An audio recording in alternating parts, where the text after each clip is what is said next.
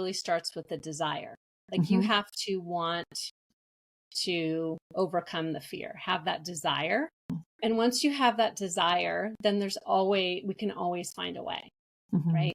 And so what I help my clients with is 3 different things to really overcome that fear. And it's really, number 1 is to believe in your value and believe in your why, like we just talked about, right? Like really, and I have exercises I take my clients through and how to really see the value that they offer as a business, right? I mean, obviously as a human, they are 100% valuable, from the day they're born, right? We're born 100% valuable and worthy. But when I talk about value, I'm talking about their business value, right? The skills and experiences they can take and out into the world and create a business with. So it's really understanding the depth of that value, the tangible value and the intangible value. And then it's believing that the solution and the service that you provide, strongly believing that is the answer for your best fit person. Right. And then also believing that the marketplace demands what you have to offer. Hello, my extraordinary women friends. Visibility is the fire in your business. It's how we ignite our voices, stand tall in our purpose, and attract our soul clients.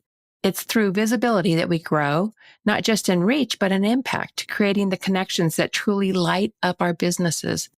At this year's Extraordinary Women Ignite conference, you will learn how to raise up your vision, your voice, and your visibility so you can grow your business with more time prosperity and wealth prosperity. We are gathering October 24th through 26th in beautiful Golden, Colorado. It's going to be a space for women ready to step fully into their power with clarity and a solid plan for 2025. If you are ready to lead with more confidence, more impact, and more joy in your business, you don't want to miss this. Grab your tickets at CamiGellner.com/ignite and use the code EWR to save $200 off your ticket. I would love, love, love to see you there.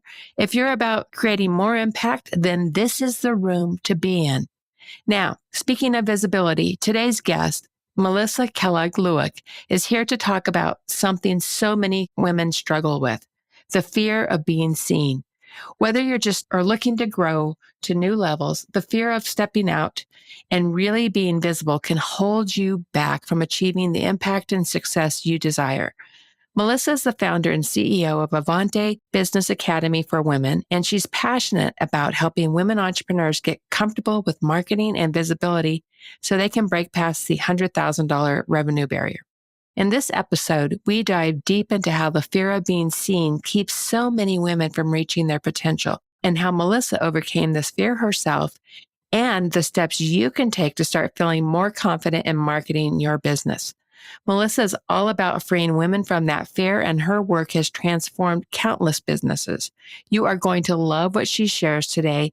Let's meet Melissa Kellogg Lueck. Well, welcome to Extraordinary Women Radio, Melissa. It is so great to have you here today. It's so great to be here. I've been a fan for so long. I'm really excited to get to talk to you. Oh, I'm excited. And I got to go up and speak at your eWomenNetwork. That's how we know each other, is through eWomenNetwork. And Melissa is the managing director for the Northern Colorado chapter. And in addition to all her other good work that she puts out into the world, but she had invited me to go up and speak at her chapter a few months ago. And I always love going up to your chapter, Melissa, because as you know, I always feel like I'm going home when I head to Northern Colorado, because I grew up out on those plains. So, and you have an amazing community that you've built there as well. Thank you. Yeah, they're amazing women. I'm blessed to get to hang out with them. Totally. I love all of the eWomenNetwork women. It really is. It's just such a wonderful community. It really is. For sure. Yeah. So I always love to start with story and hear a bit of your story. And you've been an entrepreneur for over 20 years at this point. So you've really built your, you've come through some different versions of your business, like we all do when we've been in business for a while. So tell us a bit of your story and then a bit of the lessons that you've learned as an entrepreneur over the course of all those years? Yeah, so I have been an entrepreneur with my own business for the last 19 years. And even before that, I was working in a lot of startups in the New York City area. I got my MBA in marketing in New York, and I was climbing the ladder, right? Like, Yeah. I was there in the internet boom. And so it was so fun because as a young person, just out of grad school, I could, pick up the phone. I was in sales and marketing at the time for, um, software, internet software. And I could pick up the phone and like call the CEO of Warner Brothers or whatever, some big corporate. And because all the big companies wanted to be on the internet and they wanted to hear what the young people, the up and comers were saying, they'd invite us in and we could make our pitch to just about anybody anywhere. So it was super fun, a really exciting time. And then 9/11 happened. And so I survived, or lived through a 9/11 in the New You were York in City the city. area. I thank God was not in the city that day. Okay. I had meetings with clients on Monday in downtown and had some scheduled for Wednesday, but 9/11 was on a Tuesday. And so I was working from home that day, thankfully. Wow. And, so that was a very pivotal moment for me. Totally. Obviously for our country, but for me personally as well. And I was in a place, it was really a wake-up call because I lost classmates and friends and neighbors and colleagues. And all they did is they went to work that day and they never came home. And so for me, it became the question of, if I go to work tomorrow, is this how I want my life to end? And if I go to work tomorrow, I don't come home, is this how I want my life to end? And the answer was no. And so I knew I needed to make some changes in how I was working. I loved working hard. I loved the work that I was doing. I wanted to work, but I was also, that's all I was doing, right? That's all I was doing. I didn't have a lot of relationship in my life, and I wanted to get married and maybe have children. And, I wasn't getting anywhere in those places. And it was also the year I turned 30. So that was like a big year of reflection for me. And I feel like that when you turn 30, it's kind of those that, milestones. Look what I've done with my life. I've squandered 30 years. Now what am I going to do? So that was a real wake up call for me. And I decided that I wanted to, have a very meaningful and impactful career, but I didn't want to do it at the expense of the rest of my life. Right. And so I was going to find a way to have balance. I mean, that's kind of like, I don't know, people use that term a lot. I didn't really think of it that way. But I was going to find a way to have a life and also do meaningful work and make money. Right. And so that really kicked off my journey, the journey that I've been on for the last 20 years. And I moved back to Colorado and to be closer to my family, which is where I am now. And all of my families, my family's here, my siblings, parents, and we've got a huge family. And, I started my life here, and that's when I decided to start my business. And I decided I was going to have a business and do work that I absolutely loved, but I was also going to have a lifestyle too. So I ended up moving. So important. Yeah, it was so important. And so I ended up moving up to the Vail Valley, and where my husband was. We weren't married at the time, but I wanted to be closer to him. I, moved back to Colorado and met my husband right away. And then I moved up there and I started my company. And so that's been my journey. That's amazing. I didn't know all of that story. I'm so glad I asked that question. Yeah. Yeah. So you started your company, and now you do marketing and you do business coaching for women entrepreneurs and really helping them grow their businesses, be seen, be heard, and all of that sort of thing. And I know you're really passionate about helping women get over their fear of stepping up, of stepping out, and truly being seen, right? Just being seen and heard. Tell us a little bit about how that fear showed up for you that, we always do. I believe we always coach what, the work that we've been doing because we had to go through it. So tell us a little bit of your story there. Yeah. Yeah. We're always our best first client, Totally. right? Totally. Yeah. So my career and my training, my expertise was all in marketing. And so in the early years of my business, I was doing marketing, providing marketing services done for you for my clients, and having a great time doing that. But what I noticed, and it was my own journey too, what I noticed is I could go out and market them and create great marketing and great collateral or whatever they had hired me content. I did a lot of content creation, and I still do. And so I could create all this content, but if the entrepreneur, the client, was afraid of being seen and afraid of kind of stepping out, all the great content that I could create for them wasn't going to help them get clients, right? So Because I true. could create all this beautiful stuff, but if they are actually afraid to show up and meet people and make offers, then they're not going to grow their business. And so Right. I saw that as a real need, where something that was really missing for my clients. And so I Yeah. decided I was going to help people with that. Yeah. And so then I, was experiencing that same challenge in my own business, because now here I am, so used to marketing everybody else. Like I can Yes. promote anyone else to, the nth degree.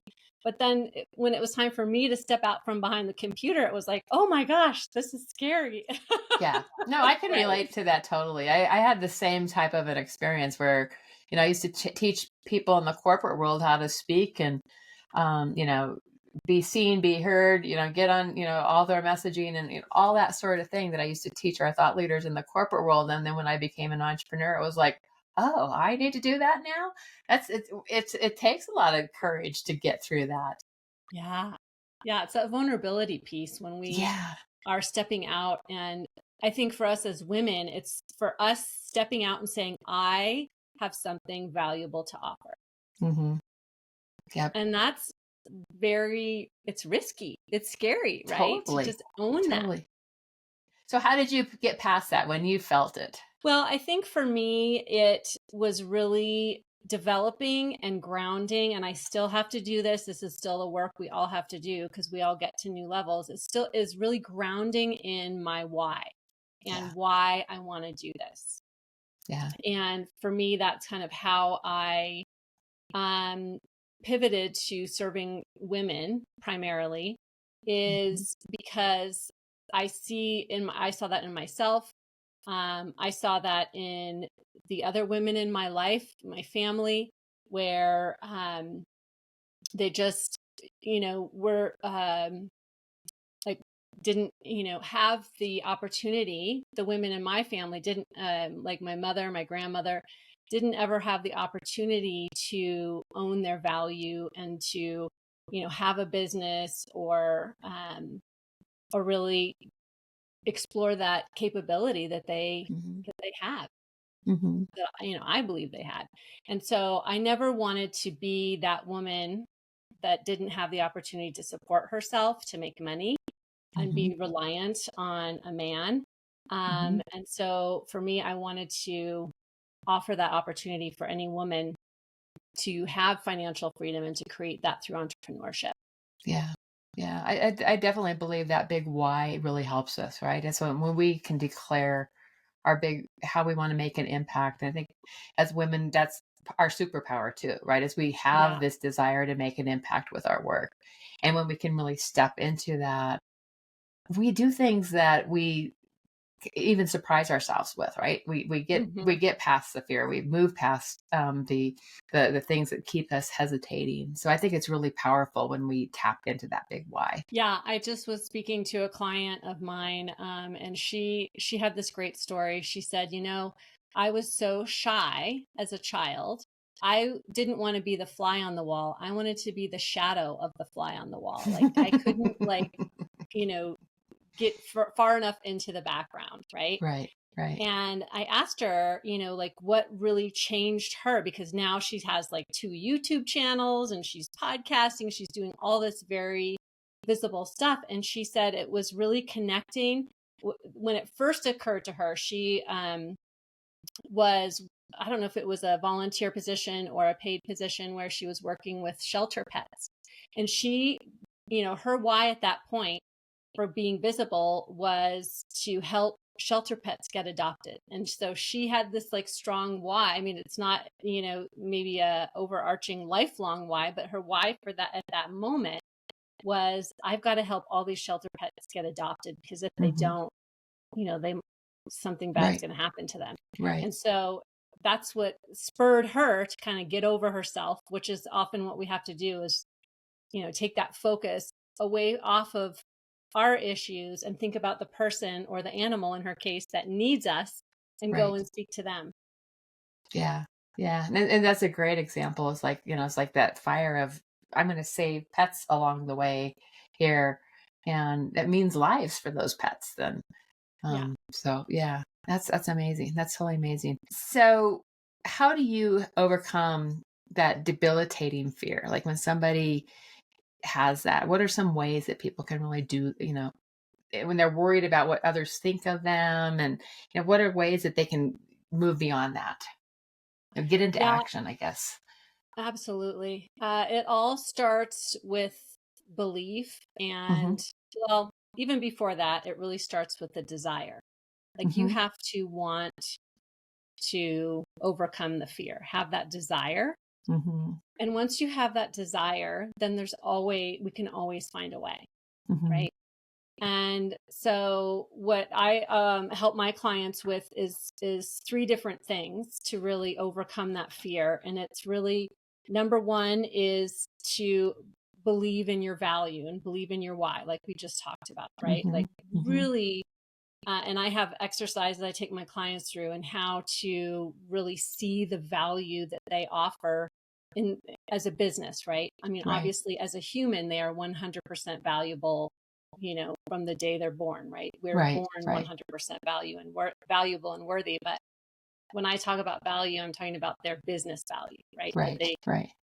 The skills and experiences they can take on and out into the world and create a business with. So it's really understanding the depth of that value, the tangible value and the intangible value. And then it's believing that the solution and the service that you provide, strongly believing that that is the answer for your best fit person. Right. And then also believing that the marketplace demands what you have to offer. Yeah.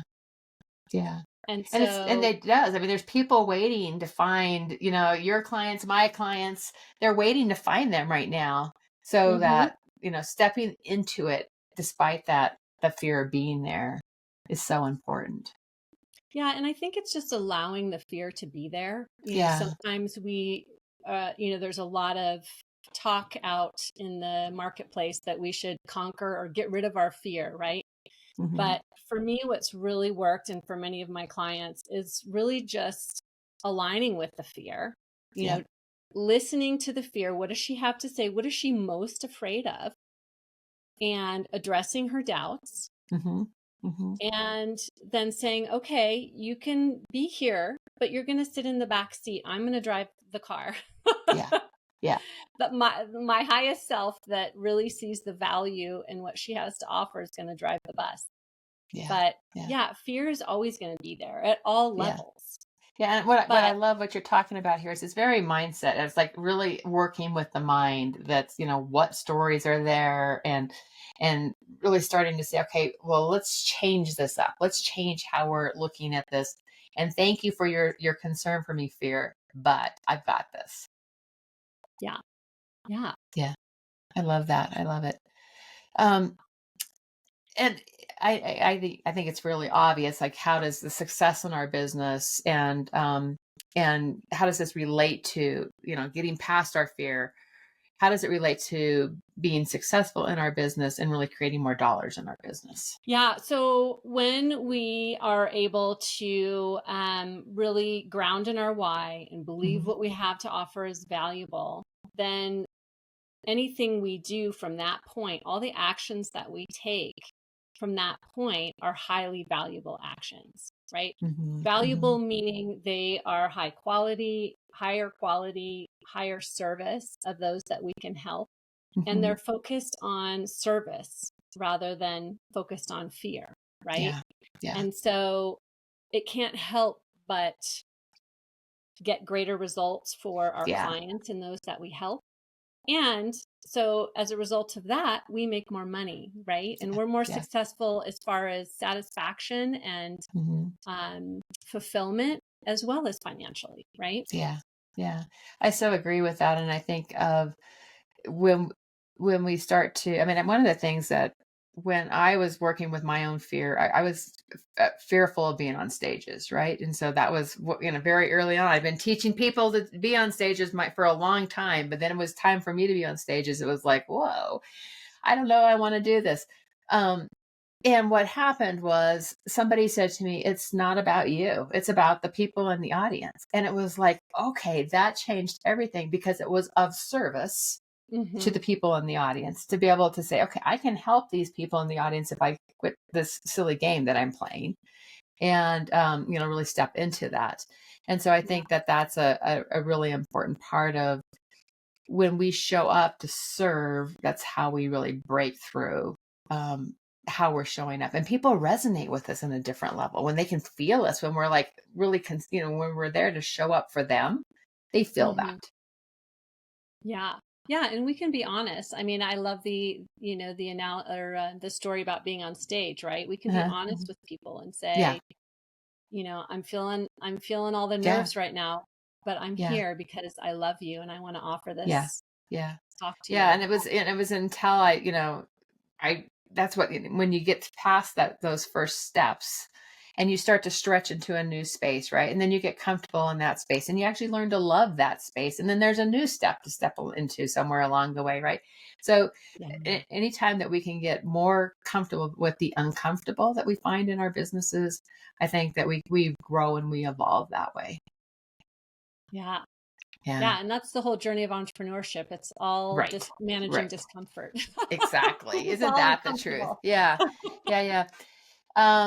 So we've talked about ways that we can get out of fear, right? I mean, and so one of the things that when we both have this passion for raising up women's voices. And I always say that when we get our voices out in the world, when we get visible in our voices, that's the fire, right? That's the fire in our marketing. That's how people find us. That's, we've done all the work to get all the marketing pieces in place. But once we start to get visible, that's the fire that really gets people going.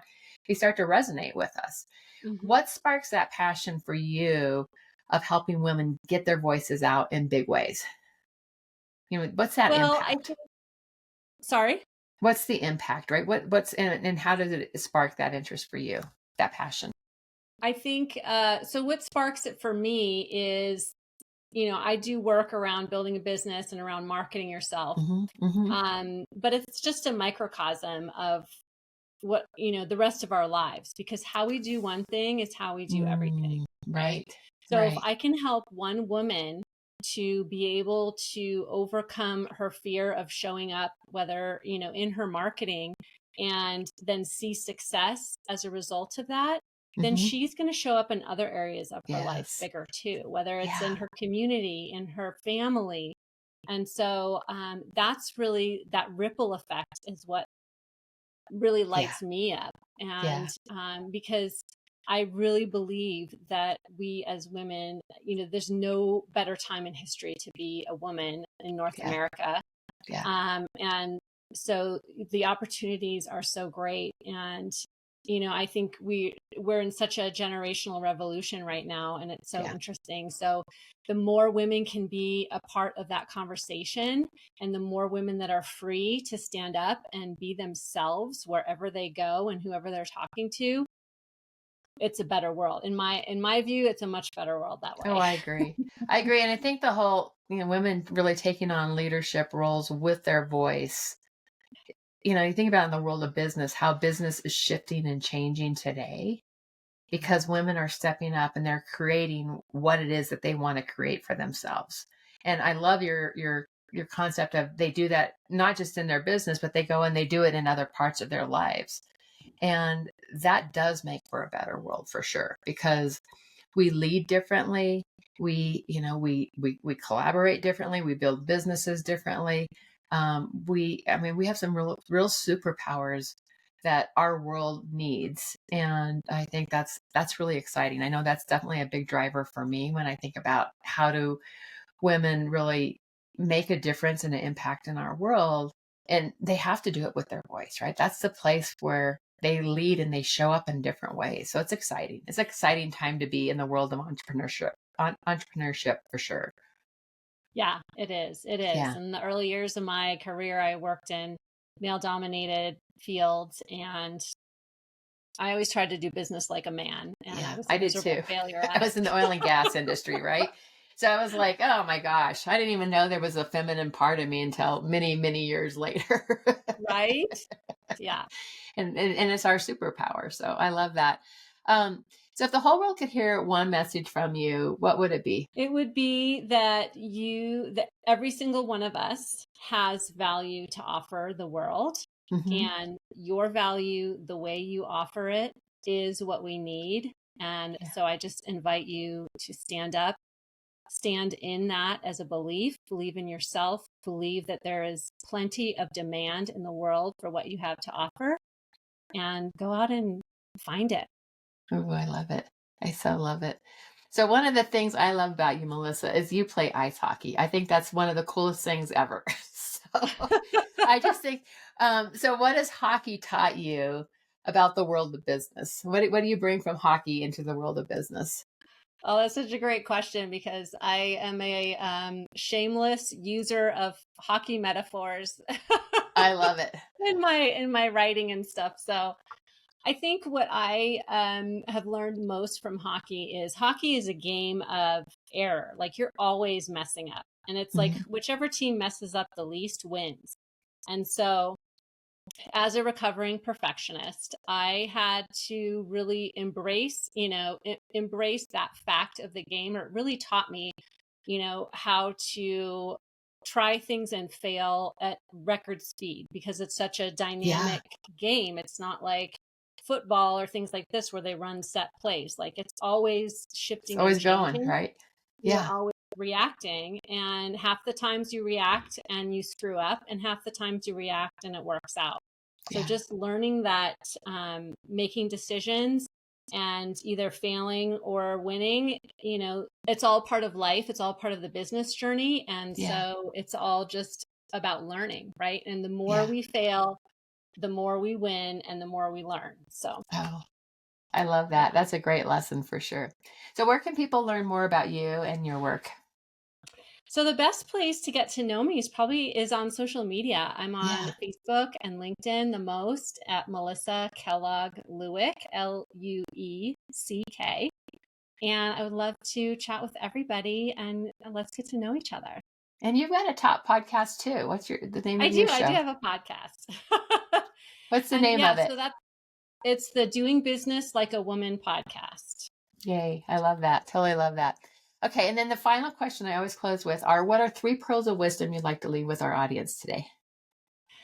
Oh, 3 pearls of wisdom are that there's no failing, there's only learning. Oh boy, let's see.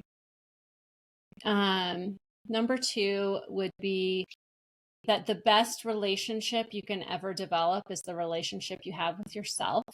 Mhm. Totally. And just along those lines, like, to always have your own back. Whatever Yeah. decision you make, have your own back and make the decision right for you. So good. So good. Melissa, this has been fun getting to know more of your story, which I didn't know. I didn't know some of your story that you shared today. So thanks for sharing that. And thanks for sharing all your good wisdom. And I know our listeners are going to love getting to know you. It's been so great to be here. Thank you so much. This is quite an honor. I appreciate you. Thank you.